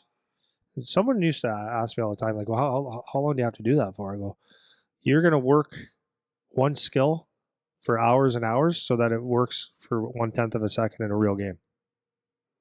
To be honest, maybe not the best bang for your buck, but it is. And Maj one day called me because he got a point, or when he was playing up in junior, called me and he said, I got that whatever we were doing. He goes, I got it. Like it happened in a game there today. I said, yeah, there you go. All those hours for that one moment. It'll just come out. So that's why, like, I don't want to get too specific yet on the stick handling. It's just get the movement. So, and then the other thing is wide, and then of course learn how to handle it on the sides, right? And planting your feet, right? So it's learning how to use your heels for pushing, and then learn how to engage your feet while you're doing this, and always with your head up. And the last thing is make sure you can do it with turning. And one of the big mistakes that players make, again, this will be with your hand movements, is when you're turning. It might not seem like fancy stick handling, but it is. No, not fancy, but if you're turning on your forehand, what young people tend to do, and a lot of coaches do, is they'll get the crisscross in the hands. So, and it's not bad. Sometimes it's usable. Like I was working with Ryan Kressler in Detroit one time, and he had a hard time just getting away from that because he did it all the time. And he was in the NHL for probably 12 years at the time, making $10 million, and didn't really care. No, he did. He did. I shouldn't say he didn't really care, but it was like a habit that this one's not going to break and whatever. But for the most part, when you're turning on your forehand, people like to crisscross. But the problem with crisscrossing is it puts you in a position that, like I said before, every move you make, you want to have a counter move, or you want to be able to add something to it at any moment. So if you crisscross your arms or your wrists, stick, whatever, it's hard to do it on the camera, like without a stick in my hands. At some point, if you had to make a play, you can't do it because you're in a bad position. Whereas if you took it and you learned how to manipulate it where your hands come to your hips, so as you're skating and you just do a little slip move, and you keep your top hand at your hip. So I'm a left-hand shot at my right hip, and guide that puck through and turn at the same time. Your turns will be as tight, but at any point of that turn, you can shoot, pass, and make a play, which is very, very important. And the secondary piece to that is it's here. Someone on this side, you get that elbow, or you get this elbow up, you're actually protecting yourself too, protecting the puck. Give a guy an elbow in the face if you need to. I'm not saying that to be an ass, but like keep guys away from you a little bit so you can protect yourself a little bit. Going on your backhand, the biggest thing is, and I think if people pay attention to it, I'll see a lot of guys when they turn on their backhand, it just, a lot of times I'm talking older guys too. It might roll off the end of their stick. Happens a lot. And the only reason it happens is, number one, legs aren't deep enough. And number two is your bottom hand didn't slide, as we talked about earlier. So a lot of times if you go to turn on your backhand side, you have your hand stuck in one position. As you go to turn, especially tight, what happens is the puck starts to roll just a little bit. If you're not cupping it, I'm not a big fan of cupping it anyways, but it starts to roll. So if it rolls to the tip, now you got to think about it, or it just gets away from you, just simply because you didn't come down a quarter inch or an inch or whatever. Get down low. Then when you come back out of the turn, your hands come back to neutral. So it's really important stuff. So that right there, like if you go to our drill, our stick handling base, you'll get that foundation that you could do. You'll never get enough of it. That's for sure. Yep. Okay. Yeah. No, that's all awesome stuff, man. So the next phase that I would look at is, and I would still keep it young, but like as you start getting that base, the next phase would be range of motion. So for me, range of motion would be, my best example would be the toe drag. So I've used that term a lot, but the reason I like the toe drag is that range of motion is because it's used not for the toe drag. So yes, you can use the toe drag for a move. When you're playing really good D, you've got to be really good at the toe drag, know what you're doing. Okay. So I wouldn't suggest that's your number one thing. Good to have though. Okay. But what I like about that movement is you used Austin Matthews. That's a toe drag when he shoots a lot of times. It's a dragging into your body and changing angles. I like calling it the pull in more. Yeah. Because it's toe drag. People always think the big rainbow around the D, but it's just a pull in. Yeah. It's a pull in. So I teach shooting from the front, and you can snap a puck with that thing, man. If you learn how to pull in properly, you're snapping pucks hard. If you learn how to do it without losing contact with the puck, those things come off like slingshots. And but anyways, the range of motion. So why is it so important? When you practice, and please, guys, go to the website and look at the one arm stuff, and look at the footwork that goes with it and how much range. So got the puck in the middle. I want to push it to my forehand side as wide as I can. Okay. In order to do that, if I use my upper body, this is like on the camera, this is what I get. I get about, what's that, a foot? Yeah, a foot. If I engage my legs, so if I come from here and drive my leg out while I do that, I'm going to get 10 feet. Right. Okay. So that's range of motion. How do I get back? I use my opposite leg. So this is what we call the weight transfer, and the hands together to bring it back. And if I only go like this, I only get 1 foot or less if I don't do a proper weight transfer. If I do this properly, I'm going to get my 10 feet back again the other way. Yep. So that's why the range of motion is important. The other thing the range of motion work does is, like, the example I like to use a lot of the times is if there's like in the slot, for example, or in the corners. I don't teach toe drags for toe drag purposes. I teach them for many purposes. In the slot, there's 3-4 guys scrambling for a puck, but you see it and you can reach in properly with the range of motion, pull out, you've created space, you can shoot a puck now.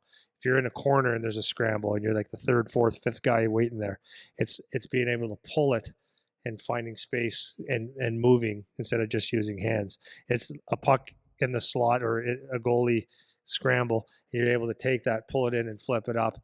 That's all range of motion. Top hand control, bottom hand loose. Even just shooting, the changing angle stuff. Well, and I was just going to say that for shooting, if you don't have range of motion in your or weight transfers in your it's range of motion plus weight transfers, then you typically can't shoot a puck.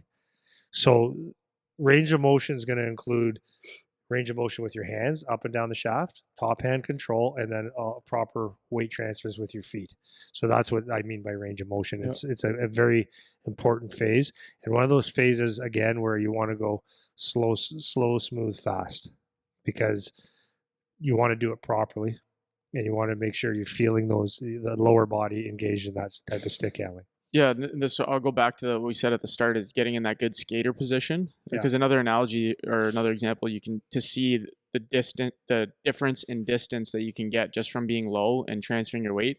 So when we practice doing long strides with kids, this is the same thing that we say. If you're not sinking nice and low, the amount of reach you get per stride is way less. If your legs are straight and you try to reach your leg out as far as possible for a stride, that distance is way less than if you're low. If you're low and you extend out, you get an extra foot and a half, 2 feet on your stride. Yeah. Just because you're low. And so that exact same proportion applies to when you're handling the puck. If you can't sink and get low on each leg independently to push out and pull back, then you're taking your range of motion from a couple feet to 10 feet of space. And like we said, or I touched on earlier, you're trying to create space when you're making moves, right? You're trying to get space for yourself. So it's really important to be able to do that. Again, goes back to that first step, is make sure you're in a good base position with your body before you start trying to make those moves. Yep, 100%. So as we get older, and I'm going to throw maybe some numbers. As you get older and your skill is very good and your skill is good, but now you're starting to see hockey starting to tighten up a little bit. Like now what used to work in U9, U12 even, might not work at U14, U16, or definitely not junior. Yep. Because you don't just go around stick handle and there's hitting now, there's contact, there's good contact, there's the speed of the game is different, so not everything works. So now we get into we start getting into different type of stick handling, in my opinion, where it's a little bit more game specific, but not really situational, I guess, if we'll call it. And yeah, more game specific, where I might be doing it against people now, right? I might. So now, like, now we'll see if it actually works. Like the karate guy that thinks he's good at karate till he gets in a fight. Yeah. Then he goes, "Oh yeah, I know karate. I'll kick your ass." And he does, put your arm there. Then as you're doing that, you get punched in the schnoz. Yeah. And you're thinking you're gonna give him a flying squirrel kick, Yeah. but it didn't work, right? Because you didn't actually apply it. Yeah. And that's the same with stick handling. And a lot of the practices that people do, it's good for a time. It gets you your base, but now you got to be able to get in the fight, right? So this is where. So I would say this starts to happen, and I really don't spend too much time on this until I get kids at around 13 that are good, that can understand the game a little bit more. Is now I start getting into more specific, like game situation stuff, like cutbacks, like proper cutbacks and protecting the puck while you're doing things, while you're keeping your feet moving, put punch jams in certain situations, right? Pull in shots, hiding the puck while you're stick handling in your feet, so that your feet and your hand movements are working together, right? And stuff like that. And then real people situations where, like we're going to do like a couple battle drill situations and stuff, or just adding pressure to people, putting sticks in the way where they understand, okay, I really do have my range of motion, or I really did get someone to bite, or whatever, something like that. Does that make sense? Yeah. So but the problem is, a lot of people will look at, like, this is the problem, as you were saying earlier about the YouTube stuff. People can comment, or people can look at something and say, "Oh, I'll just do that." But if you go to the little TikToks and stuff and you say, "That's what I'm going to work on," a lot of the times the people start with trying to do a punch jam, where they get frustrated, or they could do a punch stop or a punch jam, but they don't know how to use anything else. Well, it's useless. So you have to set that foundational piece and get that foundation in stone, so that you basically almost can't fail.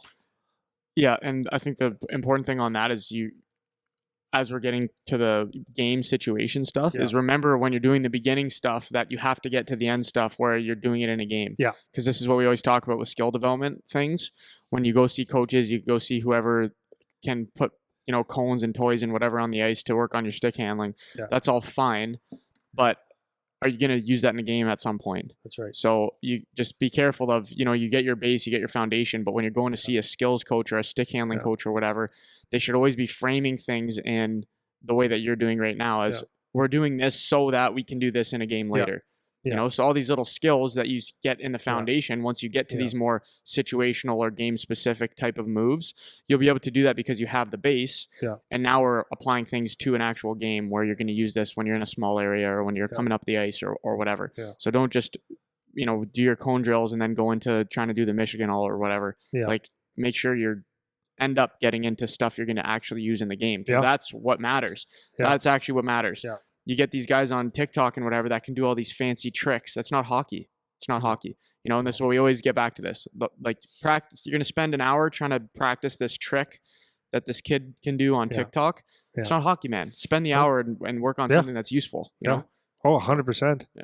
And there's just another piece on that end, is that you learn how to stick handle while absorbing contact, and how do you use the weight transfer and absorbing the contact, and taking or giving a hit at the same time with stick handling with proper motion. So for example, if I see a guy here, right, and I'm getting a pass, and to separate myself, I might use, I'll use my weight transfer to actually use him as he hits me or contacts me to propel me the opposite way, and all those different things. But that's the stuff you learn. That's not chapter one.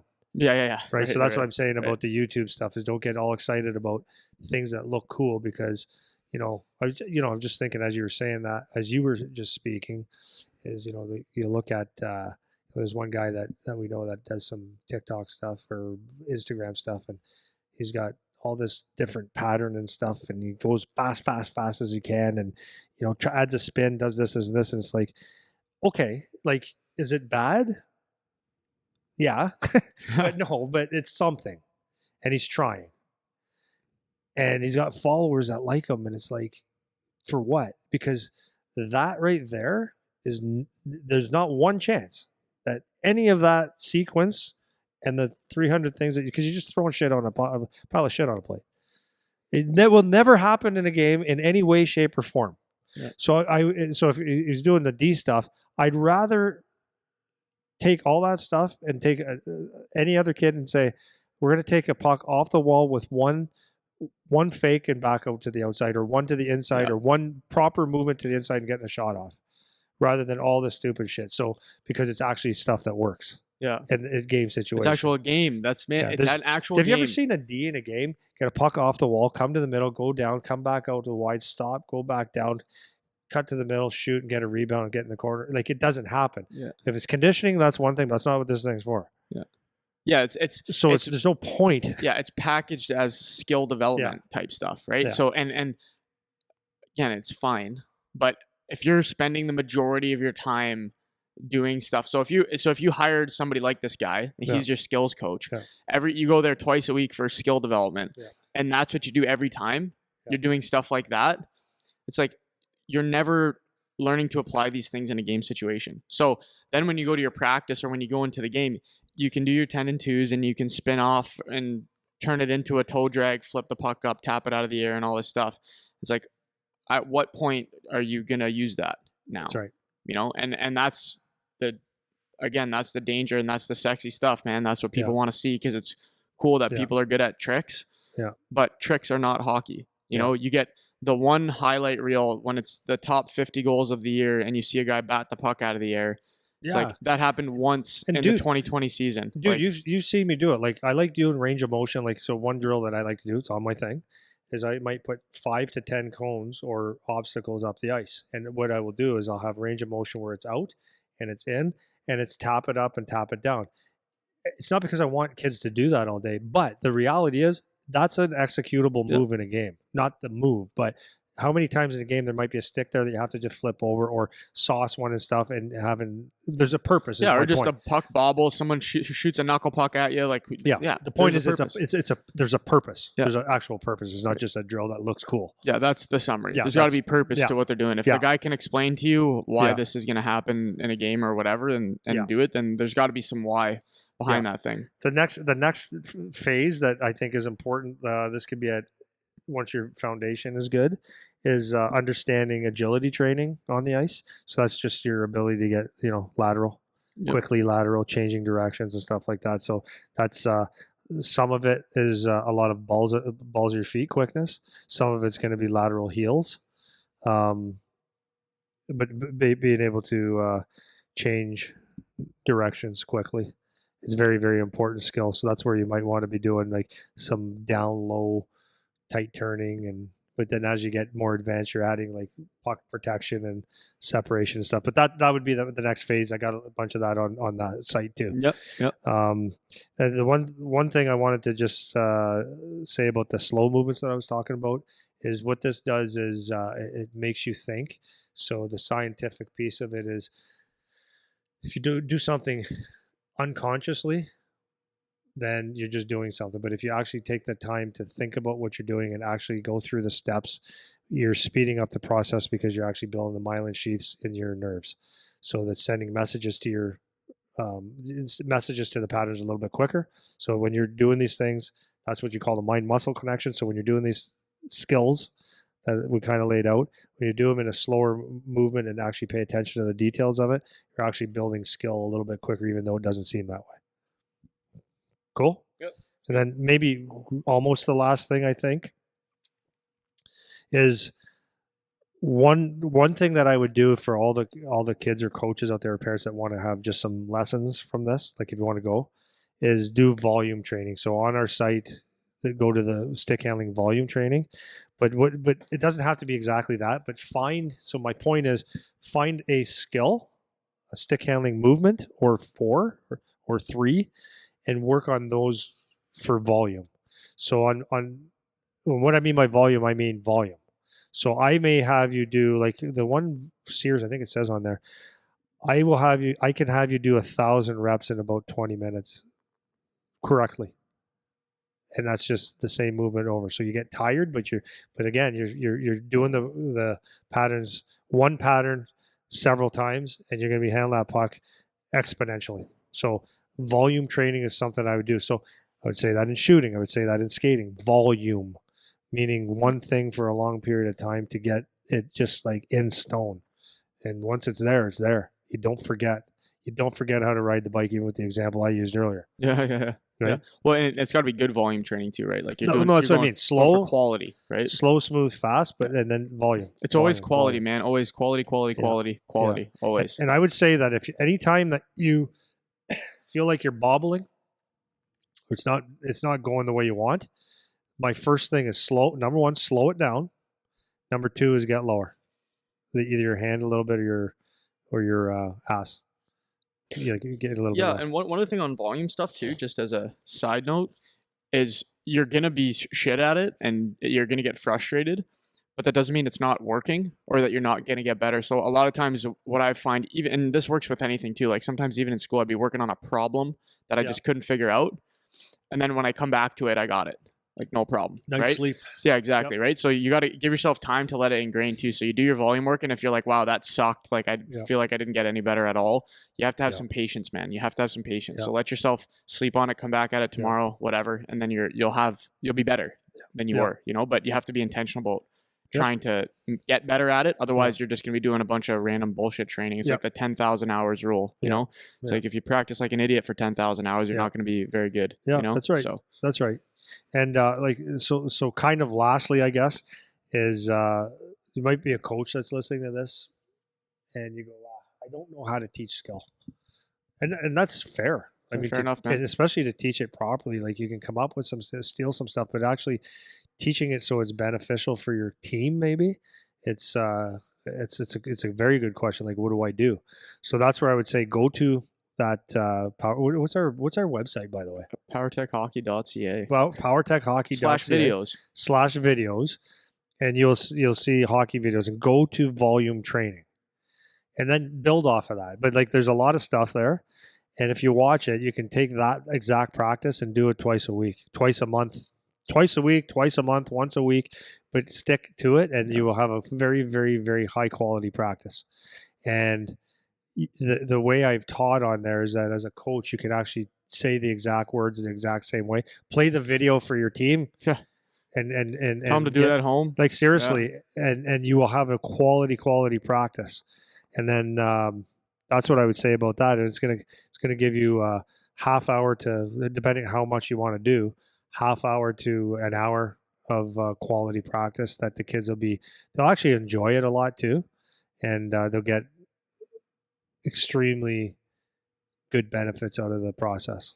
Yeah, for sure. So, I think the other thing too for the coaches is that, because everything that you focus on when you're teaching stuff is always why we're doing what we're doing and all that kind of stuff. So if for nothing else, it gives you some good coaching cues and some good teaching points to work off of if you're not sure how to explain it or why you're supposed to do things a certain way or whatever. So if you have no clue, it's good. If you have some clue, it's still good, because you'll actually start to learn some of the in-game reasons why that's a good thing to be doing, or good skill to learn how to do. So I would say also, like, since we're just talking about the site a little bit, is for coaches, I know like there's some people don't have a lot of time and stuff, but I'm pretty sure when I teach this stuff, I'm not boring. There might be some long-winded stuff in there, but I think I'm pretty I think if you're coaching and you want to teach, it's fairly interesting.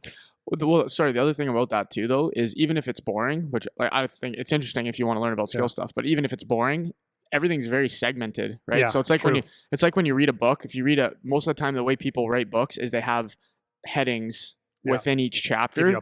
So so you don't have to go through the full chapter, right? So that's the other thing that's nice, is most of the videos are 5 minutes or less, I would say. So even if you're doing one type of stick handling, you don't have to. It's not a novel. It's not something that you have to sit through for 4 hours straight. It's like you can bookmark it and come back and whatever. You don't have to do it all in one shot, kind of thing. So even if it's boring, you can still get through it in bits. You know. True dat. So true dat. And then lastly, so I think we kind of got this at the beginning of that. I hope this was. I actually hope that people can get some out of it. It's like not just like, oh, they talked about stick handling, I didn't get anything out of it. not my intention, but I can't go into detail about every little movement right now. But the videos are there. Yep. So anybody that finds this interesting, I got hours of videos on shooting, stick handling, and stuff. Hours. So as a coach, you could find some stuff. Just steal a drill from me, man. And the funny thing is, I don't have a drill book. I do everything from here. Yeah, I know. I know you ask funny. me all the time, where's the drill from last March? I go, I don't know. Yeah. It's in my head. Yeah. That's right. That's right. So I go by feel. Yeah. Go by feel. Like I got in my processes, there's a filing cabinet up there somehow. And so the last thing was the toys, the peps, the passers, all these different toys out there. Yes, are they useful? Yes. Pylons are useful. They're markers on the ice. They're definitely useful. But and the peps and the passing things and all the toys that people bring up there or out on the ice, they're useful, and they're useful to a point. Use it for what they're intended to, but don't think you're going to be a hockey player because of the toys. It's actually, hockey's pretty basic. Stick to the fundamentals, and that's that. But yeah, if you're a coach and you want to use pep all the time, that's fine. Not going to make you a better team, just make you good at pep. Yeah, it's applicable. I mean, there's good stuff that apply to the game, and same with the pylons and stuff. But that's that. So I think that's all I got. Yeah, no, I got more. I just can talk for 5 hours. Yeah, seriously, we can make it. You know what I mean? Hours. So hopefully it's a good base for everybody. So if there's any follow up, you guys can ask. I know you guys like the other skill building type of things. So if you got any other questions, coaches or players or parents or whatever, got stuff on the site, or you can reach out, ask us questions whenever you like. So we'll leave it there for next week.